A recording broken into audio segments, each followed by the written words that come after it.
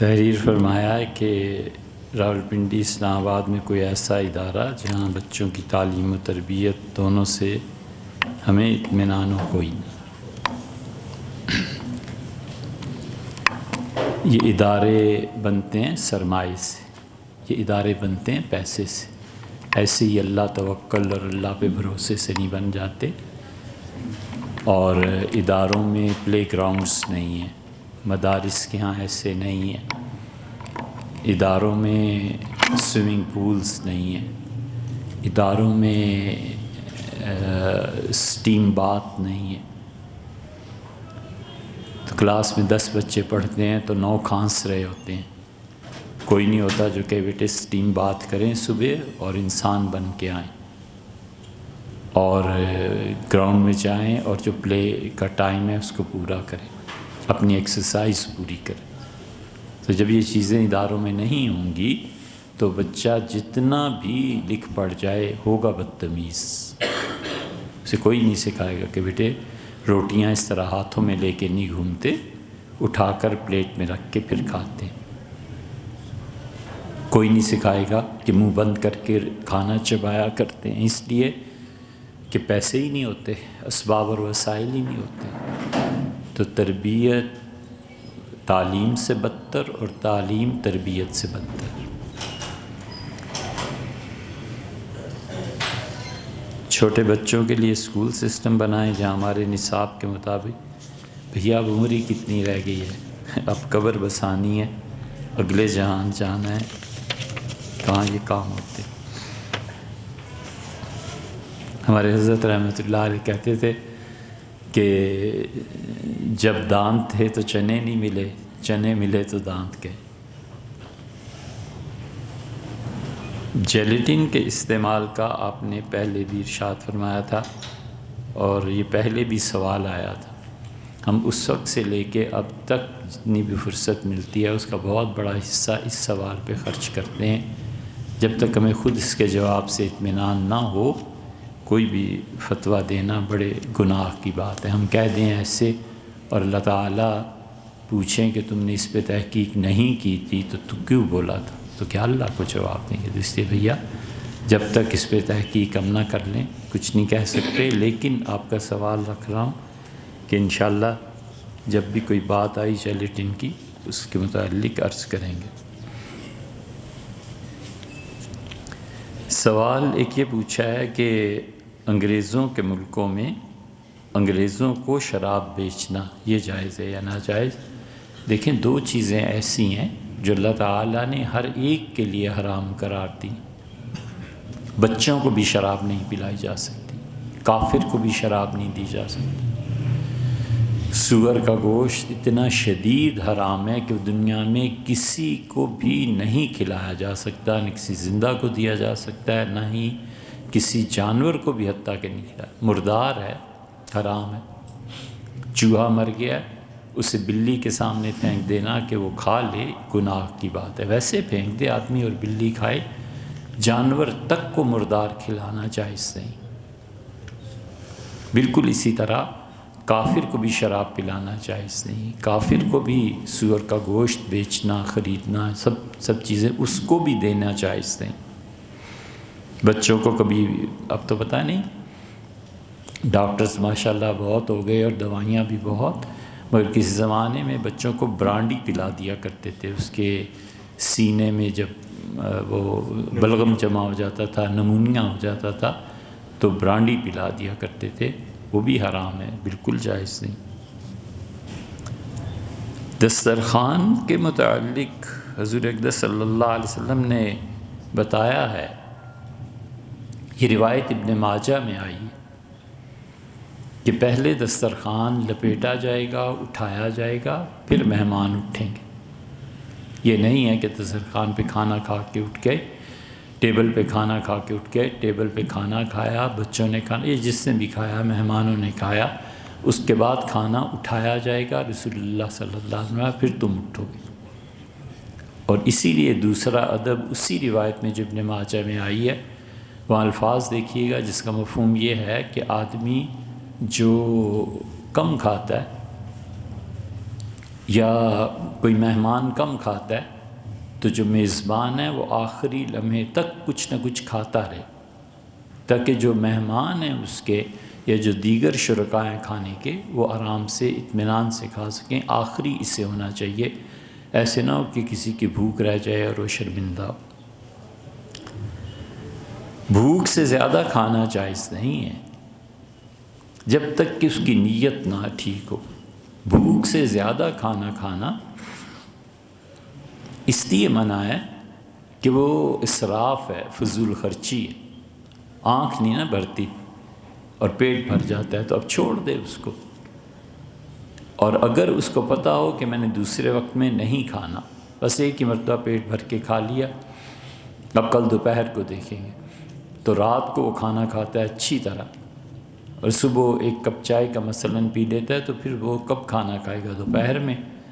تو اس لیے وہ اس نیت سے کھاتا ہے، ٹھیک ہے، اس کی نیت یہ ہے کہ مجھے اپنے جسم کو بنانا ہے تاکہ محنت کر سکوں، کام کر سکوں، صحت نہ اچھی ہوئی ہو تو پھر کیا کرے گا، تو اس لیے وہ بھی جائز ہے۔ اور کم کھانا بھی جائز ہے۔ ایک آدمی کم کھاتا ہے کہ نیند کم آئے، بالکل درست ہے۔ ایک آدمی کم کھاتا ہے کہ صحت برقرار رہے، زیادہ کھانے سے موٹا ہو جاؤں گا، اللہ کی عبادت نہیں کر سکوں گا، تو وہ بھی جائز ہے۔ یہ سب چیزیں انسان کی نیت پہ منحصر ہیں۔ حضور اقدس صلی اللہ علیہ وسلم نے ایک لڑکے کو کھانے سے منع فرما دیا تھا۔ اس نے کہا اللہ کے رسول، جب گوشت کھاتا ہوں تو نفسانی خواہشات زیادہ پیدا ہوتی ہیں، منع فرما دیا تھا۔ سیدنا عمر رضی اللہ عنہ گوشت کھانے سے منع کرتے تھے، فرماتے تھے بس ہفتے میں 2 دن کافی ہے، اس سے زیادہ نہ کھایا کرو۔ اپنے بیٹے کو دیکھا تھا تو وہ بہت بڑا ٹکڑا گوشت کا لے جا رہے تھے، تو امیر المومنین رضی اللہ عنہ نے کہا، روکا اور فرمایا کہ مہمان آئے ہیں ان کا نہیں، تو فرمایا اتنا گوشت کیا کرو گے؟ منع فرمایا کہ زیادہ مت کھاؤ۔ تو اس لیے جب تک نیت درست نہ ہو تب تک زیادہ کھانا جائز نہیں ہوتا، جب پیٹ بھر جائے تو اس کے بعد۔ کوئی بھی بے حیائی کا کام ہو جائے اور آدمی اس سے مکر جائے، 2 چیزیں ہیں۔ تنہائی میں کوئی بھی ایسا کام ہو گیا اور کسی نے پوچھا اور اس پوچھنے اور سوال و جواب پہ کسی کا اثر نہیں ہے، اس کا کوئی اثر نہیں ہے، تو وہ جائز، کیونکہ یہ پھر دوسرا گناہ کرے گا کہ بے حیائی کو پھیلائے گا۔ اور اگر پہلو یہ ہے کہ گواہی دینی ہے، عدالت میں مقدمہ پہنچ گیا اور جج نے گواہی طلب کر لی، اب وہ چاہے جیسی بھی تنہائی ہو، جتنی بھی ہو، گواہی میں جھوٹ نہیں بول سکتا۔ وہ یہ نہیں کہہ سکتا کہ مثلاً اس عورت سے میرا کوئی ناجائز تعلق قائم نہیں ہوا، تو جب قانون کی گرفت میں آئے گا پھر ایسے ہوگا۔ اس لیے قانون کی گرفت میں نہ آئے تو وہ ایک معافی ہے۔ حضور اقدس صلی اللہ علیہ وسلم اسی وجہ سے لوگوں کو کہتے تھے چلے جاؤ، بھاگ جاؤ، مت آؤ میرے پاس۔ حدود میں یہ اصل ہے کہ ہر وہ چیز جس میں اللہ کا حق ضائع ہوتا ہے، اللہ کا کوئی حقوق اللہ کے ضائع ہوتے ہیں، اس کو نہیں لوگوں میں پبلک میں جانا چاہیے، بس اللہ سے معافی مانگے جس کے لیے گناہ ہوا۔ اس لیے اللہ تعالیٰ کا سب سے بڑا حق نیکی میں ہے کہ آدمی نماز پڑھے، اور گناہ کے کاموں میں خالصتاً اللہ کا حق ضائع کرنا ہے بدکاری۔ شادی شدہ ہے مرد و عورت اور وہ کسی اور سے ایسا تعلق رکھتے ہیں تو یہ اللہ کا حق ضائع کرتے ہیں۔ بیوی کا شوہر حق ضائع نہیں کرتا اور شوہر کا بیوی حق ضائع نہیں کرتی۔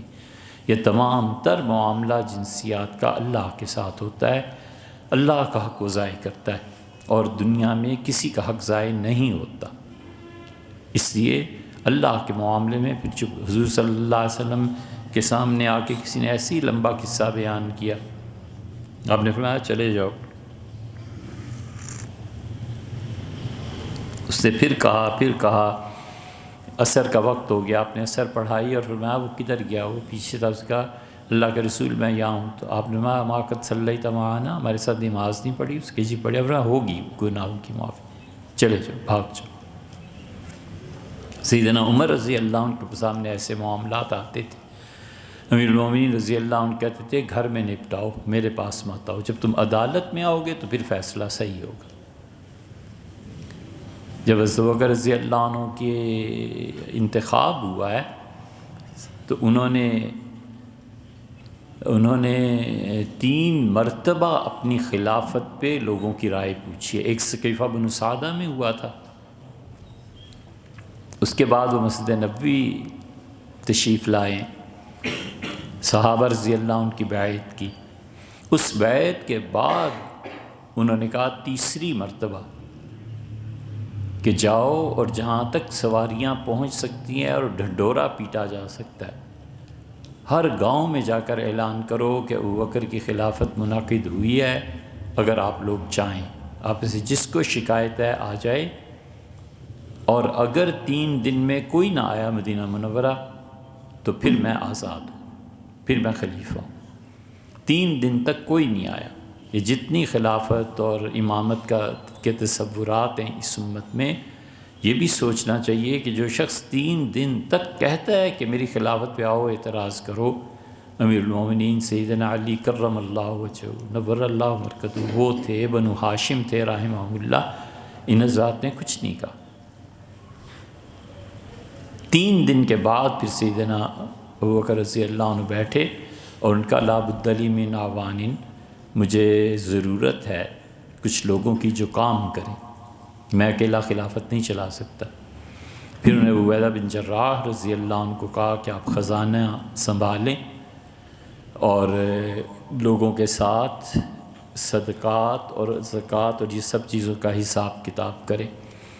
لیکن ہوا یہ تھا کہ حضرت ابوبکر رضی اللہ عنہ کے زمانے میں مہنگائی ہو گئی تھی۔ سیدنا عمر رضی اللہ عنہ جب آئے ہیں تو انہیں اس بات کا بہت احساس تھا، ان کا مجھے پتہ ہے کہ ہم جمے ہوئے نہیں تھے، تو سیدنا ابوبکر رضی اللہ عنہ کے زمانے میں مہنگائی ہو گئی تھی، میں اب کرنسی کا ریٹ کم کر رہا ہوں تاکہ مہنگائی پر قابو پایا جا سکے۔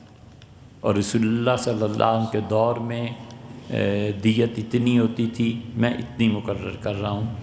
ان کے دور میں وظیفہ اتنا ہوتا تھا، شہری کی تنخواہ اتنی ہوتی تھی، میں اتنی تنخواہ مقرر کر رہا ہوں۔ تو یہ سب کچھ پھر چلتا رہا، حتیٰ کہ سیدنا علی رضی اللہ عنہ آئے ہیں تو انہوں نے کہا قیمتیں اسٹیبل ہو گئی ہیں تو میں اسے پلٹا رہا ہوں رسول اللہ صلی اللہ علیہ وسلم کے دور کی طرف، جو اس زمانے میں سستی چیزیں تھیں ہم اسی پہ آ جائیں گے۔ سیدنا عمر رضی اللہ عنہ نے کہا کہ ابوبکر رضی اللہ عنہ کے پہلے دور خلاف پہلے سال کوئی مقدمہ نہیں آیا۔ انہوں نے کہا ابو عبیدہ تم خزانے پہ چلے جاؤ، اور مجھ سے فرمایا کہ تم مدینہ منورہ کے قاضی ہو اور دیکھو یہاں کوئی غیر قانونی چیز نہ ہو مملکت میں۔ تو 1 سال تک کوئی مقدمہ ہی نہیں آیا۔ سیدنا عمر رضی اللہ عنہ کہتے تھے کہ ہمارے گھرانوں کی جو مسلمان خواتین تھیں یہ پردہ کرتی تھیں، اور جو باندیاں تھیں، کسی بھی کوئی غیر مسلم یا مسلمان جو باندی تھی وہ ننگے سر مدینہ منورہ میں گلیوں میں لڑکیاں پھرتی رہا کرتی تھیں، کوئی نظر اٹھا کے بھی نہیں دیکھتا تھا کہ کون ہے کون نہیں۔ فرماتے 1 سال بعد ایک آدمی آیا، اس نے آ کے حضرت ابوبکر رضی اللہ عنہ بار بار کہتے رہے چلے جاؤ چلے جاؤ۔ وہ جم گیا اپنے موقف پہ، تو انہوں نے اشارہ کیا کہ عمر کے پاس جاؤ، قاضی یہ ہے میں نہیں۔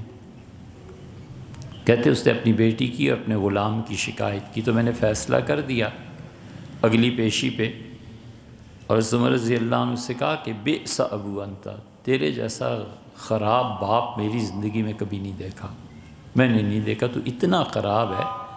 اللہ سترتا بنتک، بیٹی سے ایک گناہ ہو گیا تھا تو پردہ نہیں ڈال سکتا تھا، ضرور عدالت میں آ کے سزا لینی تھی۔ تو یہ جتنی بھی حدود ہیں، مزاج شریعت کا یہ ہے کہ اگر حقوق العباد نہیں ہیں، محض اللہ کا حق ہے تو جائے توبہ کرے، معافی مانگے اللہ سے۔ اس لیے یہ جو بھی چیز ہے اس کو پھر بتانا کہ میں نے ایسا کام کیا یا کسی سے پوچھنا، یہ سب گناہ کی بات ہے۔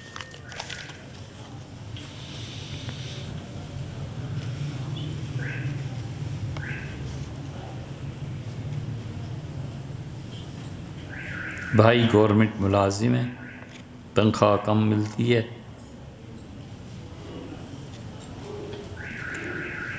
اور والد صاحب کی پینشن ہے، 2 ہمشیرگان ہیں اور غیر شادی شدہ ہیں۔ نیت کی ہے کہ بزنس میں جو نفع وہ آدھا رکھیں گے اور آدھا نفلی صدقے کر دوں گا۔ کیا میں صدقے کی رقم یوں تقسیم کر سکتا ہوں؟ 80% فرض کیجئے منافع ہے تو 40-40۔ گھر پہ بہنیں بھائی، اعزہ، مسجد کی تعمیر اور خرچ۔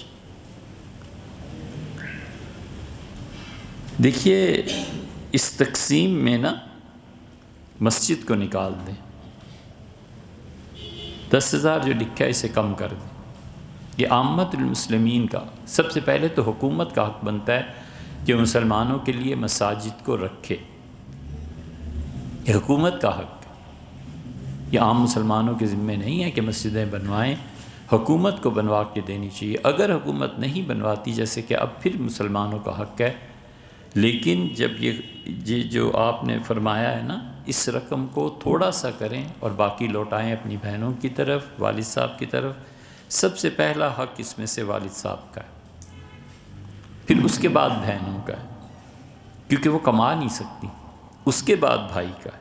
اس ترتیب کو اس طرح کر لیں، اور ان سب سے پہلے حق، والد سے بھی پہلے حق آپ کی اپنی اولاد کا ہے۔ ایسے نہ ہو کہ یہ پیسہ آپ اس حیثیت سے تقسیم کریں اور اپنے بچے بغیر تعلیم کے یا بغیر سہولتوں کے رہ جائیں۔ آپ کا اپنا گھر ہونا چاہیے، وہ سب سے پہلا حق ہے، تاکہ آپ اپنی اولاد کی تربیت کر سکیں اور اپنی بیوی کو سایہ مہیا کر سکیں، کیونکہ بیوی جو ہوتی ہے اس کو ایک کمرہ، ایک کچن، ایک تھوڑی سی جگہ جہاں پہ وہ ٹہل سکے، یہ اس کا بنیادی حق بنتا ہے۔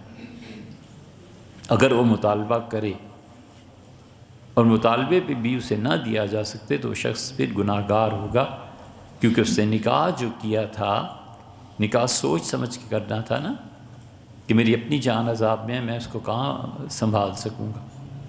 تو اس لیے یہ ساری ترتیب آپ نے بہت اچھی لکھی ہے، لیکن ایک مسجد کا مسئلہ سوچیں، اور دوسرے اپنا گھر، اپنی بیوی، اپنے بچے، پھر والد، پھر بہنیں، پھر اس کے بعد بھائی۔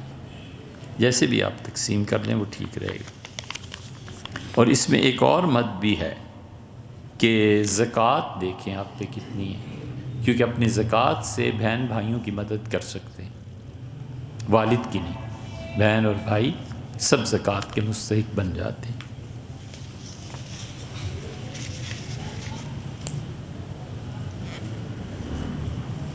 خچر کے متعلق پوچھا ہے، گھوڑی اور گدھے کے ملاپ سے جو خچر پیدا ہوتا ہے وہ جائز ہے یا ناجائز؟ وہ ملاپ بھی جائز ہے اور خچر پہ سواری بھی جائز ہے۔ حضور اقدس صلی اللہ علیہ وسلم کے متعلق نہیں آیا کہ نبی کریم صلی اللہ علیہ وسلم خچر پہ سواری کرتے تھے، اور خچر عربوں کا جو ہوتا ہے وہ بہت صحت مند ہوتا ہے۔ ایک یہاں ہے نا ٹٹو، ایک وہاں ہوتے ہیں، تو وہ بہت اچھا صحت کے اعتبار سے ہوتا ہے، مگر یہ کہ وہ جائز ہے۔ اگر ناجائز ہوتا تو حضور صلی اللہ علیہ وسلم سے استعمال نہ کرتے تھے۔ وضو کر رہا ہے اور رکعت کے جانے کا خوف ہے تو وضو مختصر کر دے۔ 2 چیزیں ہیں، ایک ہے کہ اس کو رکعت کے جانے کا خوف ہے، چاہے وہ پہلی رکعت ہے، چاہے دوسری، چاہے تیسری، اور چاہے چوتھی۔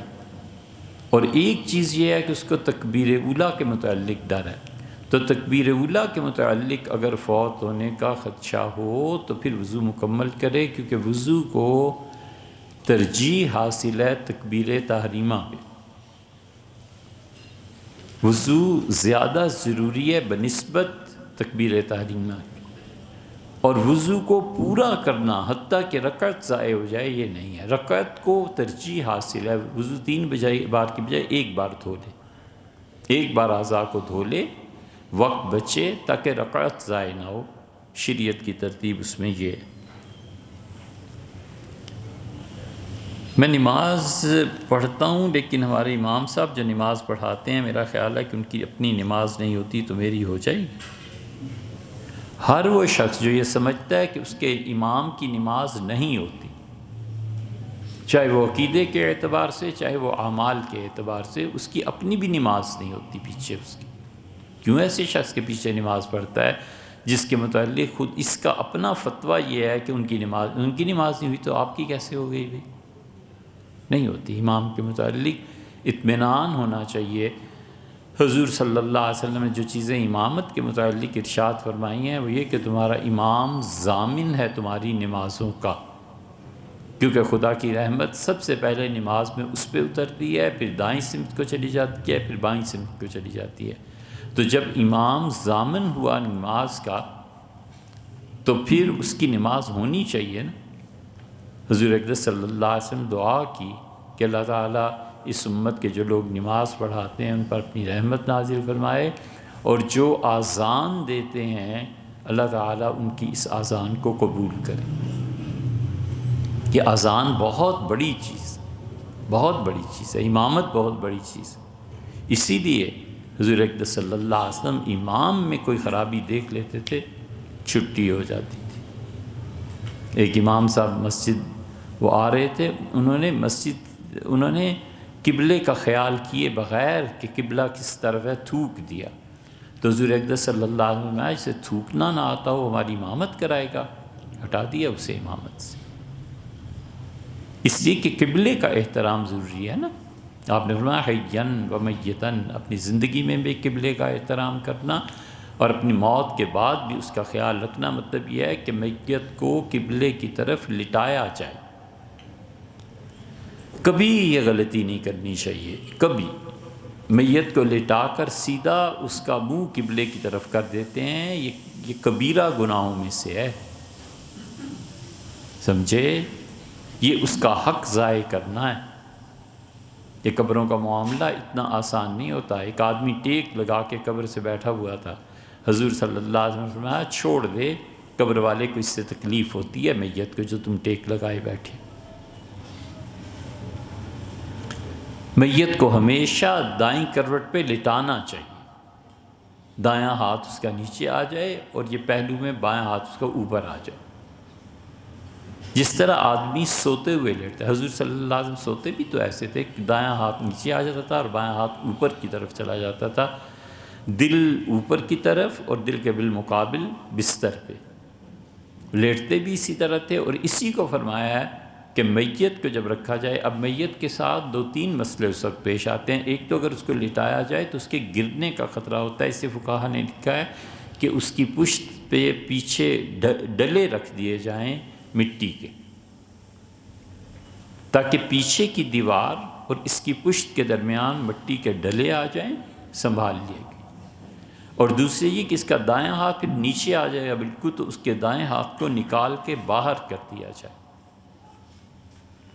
یہ طریقہ بالکل غلط ہے کہ سیدھا لٹا کے اور منہ قبلے کی طرف کر دینا، اس لیے کہ پچھلے 200 سال سے کوئی تعلیم تھوڑا ہی حاصل کی۔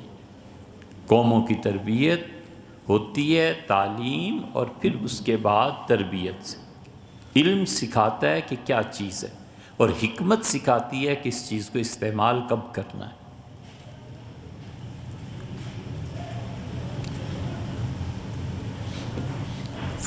اس لیے علم و حکمت سے جو لوگ گزرے ہوئے ہوتے ہیں نا، وہ جانتے ہیں کہ یہ فکرہ کس موقع پہ کہنا ہے، یہ بات کس طرح سے کرنی ہے۔ اس لیے یہ شریعت تعلیم پہ زور دیتی ہے، اور تعلیم کے ساتھ حکمت پہ۔ تعلیم 30-40% بھی لوگوں کے لیے کافی ہے۔ اب ہر آدمی ڈاکٹر، ہر آدمی ٹاپ پہ تھوڑی پہنچ جاتا ہے، لیکن تربیت ضروری ہے۔ اسی لیے شرعاً زندگی کی جو ترتیب بنتی ہے، سب سے پہلے اخلاقیات، اس کے بعد علم، اس کے بعد اختیار۔ اخلاقیات میں سے پتہ ہونا چاہیے کہ لوگوں کے حقوق کیا کیا ہے، کس سے کیسے ڈیل کرنا ہے۔ پھر تعلیم آ جاتی ہے کہ جتنا ہو سکے زیادہ سے زیادہ وہ صحیح تعلیم کی جستجو کرے۔ پھر اس کے بعد پاور ہے، اور اگر بغیر اخلاقیات کے پاور آ جائے تو اور نکاح بھی حرام ہے۔ شریعت نے لوگوں کو جانوروں کی طرح نہیں چھوڑ دیا کہ جیسے مرضی تم شادیاں کرو اور گھر بساؤ اور تمہاری اولادیں ہوں۔ شریعت کہتی ہے اخلاقیات میں کسی انسان کو غصے پر قابو نہیں ہے، اس کے لیے حرام ہے کہ وہ کسی لڑکی سے نکاح کرے، اس کی زندگی بھی برباد کرنی ہے، جذبات میں آ کے طلاق دے بیٹھنی ہے۔ اب خود تصور کریں کہ ایک آدمی کو اپنے آپ پہ قابو نہیں اور اسے اختیار مل گیا۔ اختیار کس پہ ملا ہے؟ ایک جان پہ ملا ہے، ایک بیوی پہ ملا ہے۔ اب اس اختیار کا وہ غلط استعمال کر بیٹھے گا نا، شریعت کہتی ہے مت شادی کرو، پہلے انسان بنو پھر شادی کر لینا۔ اب وہ اس کو سوچے بغیر کر لیتا ہے، طلاق دے دیتا ہے، زندگی برباد ہوگی۔ نہیں شادی کرتا تو معاذ اللہ استغفر اللہ وہ کسی اور لائن پر چل پڑتا ہے۔ وہ جو لائن اس نے اختیار کیا ہے وہ بھی گناہ، لیکن اس سے بدتر گناہ طلاق ہے وہ بھی گناہ ہے، وہ بھی غلط رہا۔ اللہ نے فرمایا ہے کہ اس بدکاری کے قریب نہ جانا، انہ کان فاحشۃ، یہ بڑی بے حیائی کا وساء سبیلا، اور لوگوں زندگی گزارنے کا بہت برا طریقہ ہے۔ اور دوسری طرف جو طلاق دے رہا ہے وہ کوئی چھوٹی سی چیز ہے؟ اللہ اسی لیے بار بار کہتا ہے کہ طلاق کے معاملے میں اللہ سے ڈرو، اللہ سے ڈرو۔ فقط ظلم نفسہ، بغیر وجہ کے جو طلاق دے دیتا ہے اپنی جان پہ ظلم کرتا ہے۔ ومن یتعدی حدود اللہ، اور جو اللہ کی حدوں کو کراس کرتا ہے بہت ہی اپنے آپ پہ ظلم کرتا ہے۔ تو اس کی ترتیب یہی ہے کہ سب سے پہلے انسانی اخلاقیات، پھر علم ہے، سب سے پہلے انسانی اخلاقیات، پھر علم، پھر طاقت اس کا استعمال۔ اور جس معاشرے میں بھی ان پڑھ لوگوں کو طاقت مل جاتی ہے، جن کے اخلاقیات اچھے نہیں ہوتے، طاقت ان کے پاس چلی جاتی ہے، اگر تو وہ مردوں کا معاشرہ ہے، مین ڈومیننٹ جو ہوتا ہے جیسے ہمارے ہاں، وہاں پر قتل عام ہو جاتا ہے، نہ وہ اپنی جان کی حفاظت کر سکتے ہیں نہ دوسروں کی جان کی پرواہ کرتے ہیں۔ اور اگر وہ وومن ڈومیننٹ ہو معاشرہ تو پھر وہاں پر بدکاری پھیلتی ہے۔ یہ سیدھے سادے تاریخ کے اصول ہیں، 2 اور 2 4 کی طرح، کہ مرد بغیر اخلاقیات کے طاقت والا ہو جائے گا، قتل عام ہوگا، اور عورتیں بغیر اخلاقیات کے طاقت میں آ جائیں گی تو بے حیائی پھیلے گی۔ قتل بھی بدتر ہے اور زنا اس سے بھی بدتر، وہ اس سے بھی بدتر، وہ اس سے بھی بدتر۔ یہ ہے سوسائٹی۔ اس لیے آپ پوچھتے ہیں تعلیم اور تربیت اور پاکستانی معاشرے کا، یہ ہے سوسائٹی۔ اسی لیے تو اللہ پوچھے گا فیما کنتم، زندگی کہاں گزاری؟ اسی لیے تو اللہ کے فرشتے ماریں گے، مرتے ہوئے تھپڑ پڑیں گے۔ اللہ نے فرمایا ہمارے فرشتے پوچھیں گے فیما کنتم، زندگی کہاں گزاری؟ قالوا کنا ہم زمین میں کمزور تھے یار، ہم کیا کر سکتے تھے؟ یہ پڑھنا چاہیے سورہ النساء۔ ایک سوال یہ پوچھا ہے کہ امام صاحب فرض نماز پڑھا رہے ہیں، ان کے پیچھے میں فرض پڑھ چکا ہوں اور پھر امام کے ساتھ شامل ہو، یہ پہلے بھی مسئلہ آیا تھا۔ دیکھیے امام نے آپ مسجد میں گئے یا گزر رہے ہیں اور آپ نے دیکھا کہ امام صاحب نماز پڑھا رہے ہیں فرض، تو جماعت کے شوق میں آپ مل گئے، فجر میں آپ نہیں مل سکتے، اس لیے کہ آپ نے اپنے فرض پڑھ لیے نا، تو فرضوں کے فجر کے فرائض فرضوں کے پڑھنے کے بعد اب آپ نفل تو نہیں پڑھ سکتے۔ ظہر میں پڑھا جا سکتا ہے، امام فرض پڑھ رہا ہے، یہ آدمی 4 نفل کی نیت سے جماعت میں شریک ہوا، 4 نفل اثر اپنی اگر پڑھ لی ہے، اب امام کے ساتھ نہیں شریک ہوا جا سکتا، کیونکہ فجر اور عصر دونوں کے بعد نفل نہیں ہوتے۔ مغرب بھی نہیں پڑھی جا سکتی، کیونکہ مغرب کی نماز ناقص ہو جاتی ہے نئے آدمی کے لیے، ویسے تو پوری ہے جو اسے وقت پہ پڑھ رہے ہیں، لیکن ایک نے پڑھ کے اب امام کے پیچھے جب دوبارہ نماز میں شریک ہوگا تو 3 رکعتیں بن جائیں گی، اور 3 رکعتیں کوئی چیز نہیں، یا 4 ہوں یا 2 ہوں۔ حضور صلی اللہ علیہ وسلم نے فرمایا نماز 2 رکعتیں جن کے بعد سلام ہے، اور عشاء میں شامل ہوا جا سکتا ہے کیونکہ عشاء کی نماز پوری ہے 4 رکعتیں۔ تو ظہر اور عشاء 2 نمازیں ایسی ہیں جس میں امام کے پیچھے نفل کی نیت سے شریک ہوا جا سکتا ہے، جبکہ اپنے فرض پہلے پڑھ لیے، اور فجر، عصر اور مغرب میں شریک نہیں ہوا جا سکتا۔